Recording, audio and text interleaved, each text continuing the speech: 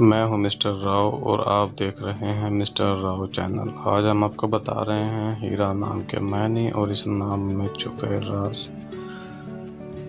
तो वीडियो शुरू करने से पहले अभी तक अगर आपने हमारे चैनल को सब्सक्राइब नहीं किया है तो कर लीजिए और साथ वाले बेल आइकन को ज़रूर प्रेस करें ताकि आने वाली वीडियो का नोटिफिकेशन आपको मिल सके।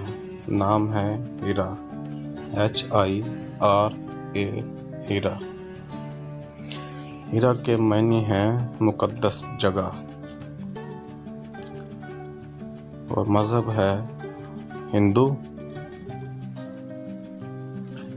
हीरा के लिए लकी नंबर है 8 और लकी दिन है हीरा के लिए सोमवार और जुमेरात। लकी रंग है हीरा के लिए सफ़ेद, गुलाबी, हल्का सब्ज और लकी दाते हैं हीरा के लिए चांदी। वीडियो को लाइक ज़रूर करें और अभी तक अगर आपने हमारे चैनल को सब्सक्राइब नहीं किया है तो कर लीजिए, बेल आइकन को ज़रूर प्रेस करें ताकि आने वाली वीडियो का नोटिफिकेशन आपको मिल सके। Thanks for watching, subscribe my channel mister Rao.